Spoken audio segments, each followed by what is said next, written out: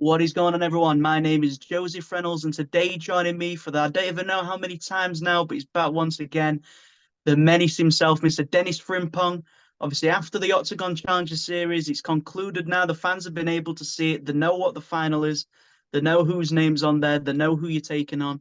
How are you feeling ahead of this final? And how do you feel just sort of seeing the reception that people have had towards you after watching the series as well? Okay, so there's a lot to digest there. Um, First thing, I think this is my fourth time on with you, maybe fifth, Mhm. if I'm not mistaken. Someone correct me if I'm wrong. Second of all, appreciate you having me on again, lad. It's always a pleasure, Joe. Third of all, Octagon Challenge reality TV show is not over. There is one more episode next week, next Tuesday. Still tune in, and that will obviously be documenting the lead up to the fight with me and George. Obviously, there's no more results to come. There's no more fights, but they will show. There'll be a bit more trash talk. There'll be a few more little sharp one-liners in there for me. So be sure to catch that. I don't know what George has said, but I guess we'll get to see. Maybe he'll cry again. Um, and Yeah. What was the last question you asked me? To be honest, I didn't even have any wrote down, so I don't even remember myself, to be fair. Just Ah, fair, how do mate. you feel that sort of reception has been from people watching the series and then also now Yeah. moving into So the final as well? so the reception. Um, Obviously at the start, people thought I was just a bit of a talker. There was a lot of hate. I'm still getting a bit of hate, obviously. As expected, I'm the villain. Not everyone wants to like the villain, you know. Me personally, I've always in movies, in anime, I've always been a fan of certain villains, you know. A villain with character, like the Joker in The Dark Knight, say for example. Um, Itachi in Naruto for the weebs out there. Darth Vader in Star Wars, seeing as we're dealing with a Star Wars nerd. Um, so sometimes people do relate to the villain, especially when they come out successful. So as the show's gone on, people have started to respect me more and more. They realize I'm not just a talker. I come to put on a show. I come to put on a good fight.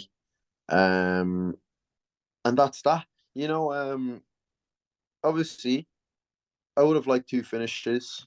Um, but I think my both of my fights on the show were probably the best fights on the show.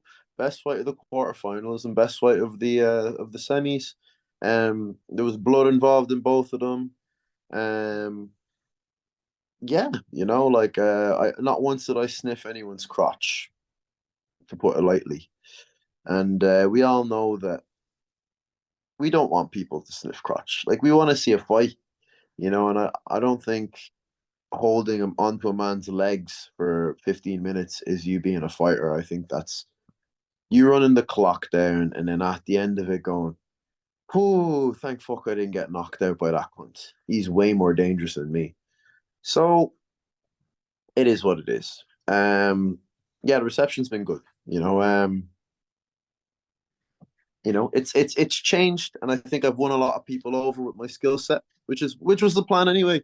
Some people like my personality, some people don't, but at the end of the day, you've got to respect that I'm a top tier fighter, and as I said, I come to put on a show. I don't have boring fights, so. Yeah, and as well, in terms of sort of taking a look at this series and how it's progressed, sort of seeing it episode to episode, obviously, it's one thing being a part of it, but to see the finished product as well and to see everything in there, how has that sort of been just to sit back and really have that whole time be documented the way it has been? It's really weird from my perspective, and I'm sure everyone else on the show, just because we were there. Obviously, it was a 3.5 week thing. Each episode was filmed over 4 days, so there's a lot of stuff that obviously only the people that were there will know about. They only get to show what they show. They have to cut it and edit it and all that kind of stuff. Obviously, a lot of the big bits got in, the key moments, but there was little bits that I thought would make it in and did make it in. So maybe they'll do like an editor's cut one day, or maybe they'll use it as content on Instagram or TikToks or something of that sort. down the line. But yeah, it was good to see the finished product. I maybe would have liked differently cut fights. Like the fights were cut in a weird way. Like it was like TV cutting as opposed to a fight cutting. So there was a lot of times like I couldn't see what I was doing. It's like sometimes they pan into just like Bo, for example, or just Hassan, and I couldn't see what I'm doing in the meantime. You know what I mean? Which is a bit weird, but I get it. Reality TV is different to MMA, and they're trying to bring that crowd on board with the MMA, which is it's admirable in itself. So Yeah, and as well, we sort of take a look back at the both of the fights that you had. You mentioned yourself in terms of there were the best fights that we got to see on the series. Obviously, the Bo Gavin one, in my opinion, was, and then in second was the head kick KO that you was able to get. But you sort of take a look at each fight. Obviously, in the first one against Hassan, obviously you knew that was going to be the first fight that people would see you in. You knew the result anyway. But just to see everyone online sort of talking, saying that you're going to lose, it's going to be this, it's just talking, and then to get it once to see the episode, you'd be like, well, what's happened now then? How was that sort of being able to see that? And it's again in the both fight, there were still people that might have looked at you a bit different, but how is it sort of being just knowing the results of that and seeing all the people talking at the same you know time? what? Obviously, I knew the results, so it was actually it was sweet music to my ears to see people going, can't wait for Hassan to knock Dennis out. Can't wait for Dennis to get sparked. I'm going, oh, okay. I hope. I want to check back when the episode airs and see what you're saying. And it's the same when Conor McGregor was on the come up. They'd say, "Oh, this guy's going to smoke you." Then he smokes him, and they're making all these excuses. Then Hassan was going to smoke me. Then I beat him. Oh well, he's an old man anyway. He's the shittest on the show. All this kind of stuff. Oh, okay, cool. He's going to lose in the semis. Cool. I beat Bo. Batter him. Ah, yeah. Well, he's too short for you anyway. Oh, he didn't do anything in the next two rounds. What people don't know is the reason he didn't do anything is A, I found my timing, I got into my flow state and I froze him. And B, in the first round, I broke his arm with a kick, and I dislocated his other arm with I believe it was a whizzer in one of the grappling exchanges. So, I've done that damage and I've made him incapacitated to the point that I could just tee off on him.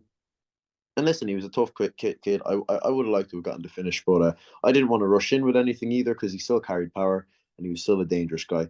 I believe on that whole English team, he was the most dangerous fighter.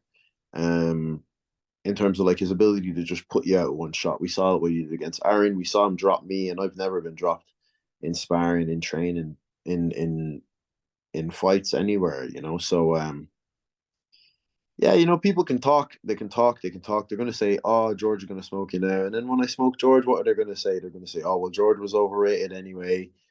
Oh, you already had him beat. You're in his head before the fight started. They're always going to make their excuses. But at the end of the day, when I have that world title around my waist, what are they going to say? You know? Now, 100%. And then as well, obviously, we spoke about it before that there's been certain fighters that since an amateur you've been campaigning to fight. You've repeatedly asked for the fights. You've repeatedly said you'll do it on this show, on that show. I've known before you were ready. There was a tournament you was happy to step in on the 2 weeks if you got a certain name in there. Unfortunately, it didn't come to fruition. But to sort of now get this, it's almost like a fairy tale story from the start of the series. George versus Dennis. It seemed written from the start that that was going to be the final, and it's come through as well. And to have it at the AO Arena, I believe the fifth biggest venue in Europe, have it all on the line and all these different things as well. Finally, get the fight that you have been calling for a long time. Was this the fight that, from the start of knowing you was going to be on this series, that was the one you was envisioning in the final? I didn't care when I got him. I just wanted to fight him. I was really hoping that he didn't get smoked, and I never got to fight him. But I would have got to fight him down the line anyway, I'm sure. Um, but yeah, I have been looking for that fight for a long time. As you know, at amateur, I wanted to fight everyone. I wanted to fight Teddy Stringer. I wanted to fight all these guys that were highly rated. You know, uh, Before I became sort of mates with Curtis Campbell, I wanted to fight him. I wanted to fight all the best guys. And there's not many fighters in the regional scene, I believe, that do want to do that. I think people are sort of protecting the records, and I get it. Like my record at pro doesn't look the best. At amateur at one point, it didn't look the best. You know, I had a couple losses on it. I was 2-2 at one stage. Um, but I only lost to really tough guys and on decisions, you know, where like I could have won the decision. Um, I didn't come out of those fights like battered and outclassed, feeling like, oh, I got beat up there, you know?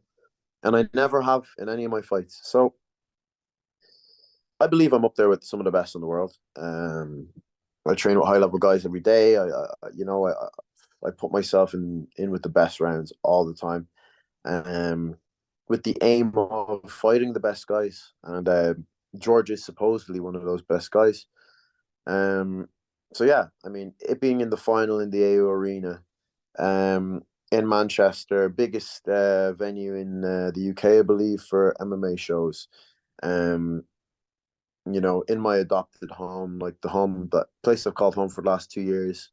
Obviously, all my people from Manchester are going to be there. A lot of my Irish people are going to be there. It's only a little flight over.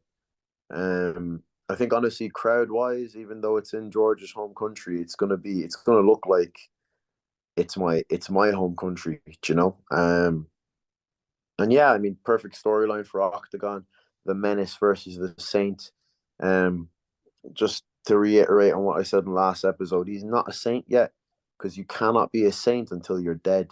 So if he wants to call himself the saint, he can call himself that after I've smoked him, and I leave him dead on that canvas.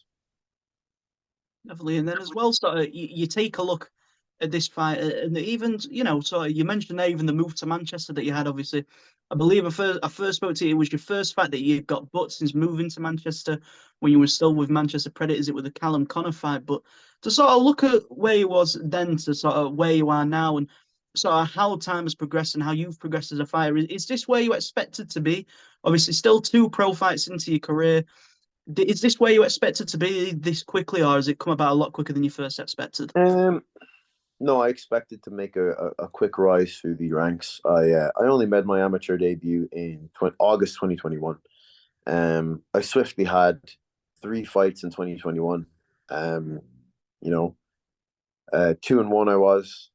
Again, as I say, one decision loss, two finishes with a rear naked choke. I was a jiu-jitsu guy then with a little bit of striking, you know, some good striking knowledge. Obviously, I picked up striking during COVID, basically. Figured my frame was pretty good for it. Um, and unlike a lot of jiu-jitsu guys, like I'm not afraid to have a smack. I'm not afraid to like have a bit of a knock with someone. You know, I've had knocks. Um, so yeah, I did expect to be fighting in a good promotion by this time. And I expect the rise to be as exponential because I'm still getting newbie gains. I'm only doing MMA like less than 3 years, maybe 3 years at best.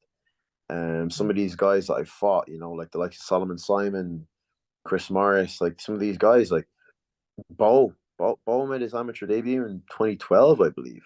You know, um, like in 2012, I was still doing track and field, and there was a lot of stuff happened in between that time. So, um, I think that my rise has been, you know, it's been very steep. It's been a very steep rise, and it can be attributed A to my work ethic, and then B, obviously, I'm not going to deny that I have some natural talents as an athlete. Um, but yeah, like without my work ethic and without the amount of training and graft I put in, it wouldn't be possible. Obviously, being the personality that I am, I think any promoter would love to have me on their shows.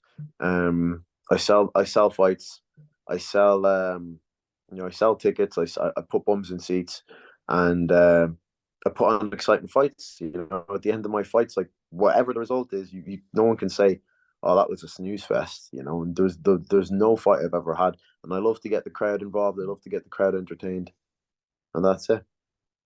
And then as well, in terms of sort of the progression, you mentioned there with the striking, you picked it up through COVID, of it, I believe at Dublin Combat Academy, or the DCA as it's mostly well known as people. And then obviously getting the striking there, then moving to Manchester, obviously Manchester top team. You watch any sort of the fighters there, you'll see the angles that they're able to create that even really amateurs that are really early in the careers are creating these really good angles. But to have both those sort of striking sort of blend together and see how that game's come along, would you say that that has sort of been what has really boosted your career to have both those sort of backgrounds in them gyms? Yeah, for sure. I believe DCA is probably the best pure striking gym in the whole country of Ireland. I think like a lot of people go there from other gyms to learn striking from Collie, and Craig is to this day probably the best striker I've ever gone with. He's just elite of the elite in terms of pure striking, and then to come from that background, then from that base, with the Muay Thai style, to then follow up and add to my game some MMA striking fundamentals, which I picked up at Top Team. Probably the best MMA striking gym I've ever been to. It's very rare I go into an MMA gym and I get pieced up by people. So you know, you can see the body of work they produced. There's some Grillins, the Lerone Murphys, the Abraham Bableys, the Callum Connors, like the Dan Holtz. It's an elite gym in terms of striking, and I think that with that and the anti grappling as well as my grappling background, I think I'm sort of starting to build a complete game. By no means do I think I'm a complete fighter just yet. Not the fighter that I could be, but I think where I am is way ahead of where anyone could have expected me to be. When they would have saw my fights with Mag Azurabov or Callum Connor at amateur. And yeah, I can hold my own with some of the best guys in the country now. 100%. And then just one of the final few things from myself is obviously in terms of sort of looking at this fight, it's a similar to the Chris Morrison people that mentioned the takedowns there. If they get you down, obviously, what's going to happen to Dennis then? But in the Chris Morris fight, we saw it a little bit. He took you down. He weren't in a rush to sort of pass that guard. And a lot of the fighters that are going to fight, they know the risk is there of the jiu-jitsu. They know the submissions that you've got. There's still a lot that people won't have seen you even do in an MMA fight before. So do you feel as though you are going to be a completely different fighter that George has ever faced before? Obviously, on the ground, there's not been much back from his opponents, whereas yourself, you're incredibly active, whether it's on the feet, on the ground, it doesn't really matter where the fight is taking place. 100%. I think people obviously seen my most recent fights think I'm just a striker. And I do get taken down from time to time. It's hard not to when you're pinging someone up and they're just shooting for the fence, trying to take you down. And as I say, my wrestling defense has improved a lot. But it's still a lot to be worked on. As I say, I'm only doing wrestling, mate. I'm only doing since I maybe went to Predators when I moved to Manchester. My first two amateur fights, I didn't have any wrestling. I was just doing jiu-jitsu in a jiu-jitsu gym and Muay Thai in DCA in a Muay Thai gym. So I'm not I'm not gonna be deluded and say I'm impossible to take down. But once they're in my guard, it's problems because now I've got elbows, I've got submission threats, I've got sweeps, I've got back takes, and who has taken me down? That's managed to actually hold me down. I get taken down within about a minute and a half max. The person on top is usually going, "Oh shit, I've not actually landed any punches, and this guy's just punching me from the bottom." They try and do something erratic. They stand up, they get up kicked, they stand up and back away. I'm not a person you can just hold down. I'm going to be active from my guard. And to be honest, I don't even think George will take me down, to be honest. I think I've improved so much since the Bow fight. I think if he does take me down, I'll be straight back up. And if he wants to play the jiu-jitsu game, if he wants to stay on top, then we can play the jiu-jitsu game. If he wants to stay in there long enough, within a minute or two, he will realize that that's not a safe place to be. And I think he's a smart fighter and he likes to stay safe.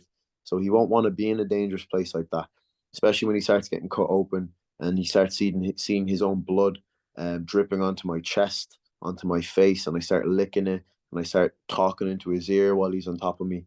And it's out of the frying pan into the fire. You're getting pinged up. Shit, let me shoot a takedown. Maybe take me down. And you're like, oh shit, there's submissions coming all over the gaff here. I'm getting elbowed. Let me just stand back up, and you're getting pinged up again. So it's that rotating danger zone, and yeah, if you watch any of my fights, any fights I got taken down in, I got back up. The person was never safe. when they're on top, and they weren't landing any damage. And to be honest, the scoring criteria is damage. If I'm damaging you from the bottom, I'm winning the fight. So Yeah, and as well, obviously, something that has been a big difference as well, and it's just one of the final few things for myself, is you look at sort of the 3 minute rounds compared to now in the 5 minute rounds as well. One of the big things was obviously over a 3 minute time period, you saw ease into round and then really started to pick up the pace. But now with those extra 2 minutes to work and sort of impose your will on the fight, do you feel as though the 5 minute rounds it's really suited you now that since you have been able to have two fights with 5 minute rounds? yeah, for sure. And I think I've got the gas tank to go for that. That 3 5 minute rounds. I think I'm going for 5 5s right now. So yeah, it's definitely you got a bit more time to work off your back. Jiu-jitsu does take a bit of time off your back, to sort of set up traps, set up little intricacies. But yeah, as I say, like it'll be a long night for George, or a very short night. And I think by the end of it, I can finish him anyway. I can knock him out. I can break his will and then make him want to submit. Or I can beat him on the decision where he looks like he's been in a train crash, and I look still my usual fresh, sexy face.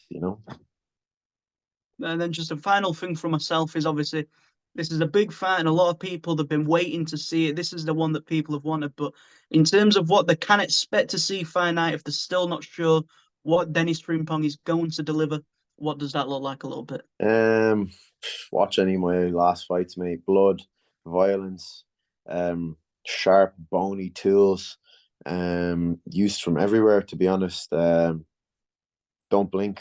It's gonna be a dangerous fight for George. Um, I'm gonna make him have to go for plastic surgery. He's like the Lego man that he is. He's gonna need to get fixed up. I'm gonna leave him in pieces, and maybe when he goes home, on the evening on his long drive back to Hull, or wherever the fuck he's from, he can put himself back together. Yeah, I mean, he's pretty good at Lego, so I've seen it with my own eyes. Maybe he can put himself back together. But I wouldn't be surprised if he never fights again after this fight, because as we know, we've seen on the show, he had a bit of an issue with his brain. And I think I'll put the final nail on that coffin. I don't think he'll ever get cleared to fight with brain scans again after I'm finished with him, and his UFC dream will be over. So that's that. Yeah, and then just a final thing for myself is obviously big fight coming up. If you do want to take the chance, I'm getting confused. It's not a question. If you want to take the chance to shout any sponsors, the things like that, obviously just feel free to go ahead, buddy. Yeah, obviously, big shout out to all the sponsors that have been there from day one, early days. Shafa Rehabilitation, Pound for Pound Performance, Royal Mineral CMOS, New Natural, Shilajit. Get onto all of them. They're like I don't take sponsors on board unless I actually believe in them. They are sponsors I actually believe in. Yannick McGee Nutrition, obviously. He's been helping me out for a long time. Move more. My strength and conditioning coach, he's gotten me to the peakest fitness I've ever been. And then obviously the newest sponsors on board as well, Vigorate, for your like body wash, antibacterial body wash. We're in a contact sport. We sweat all over each other all the time. People get staph, impetigo, all that kind of stuff. This will clear all that out. Just use it straight after a shower or after training. Get in the shower, bang that on you, and you're good to go. Amy Victoria Hughes, property management as well, has decided to jump on board. So any queries about properties or any sort of people that want to rent out properties in the North England area, you can get onto her.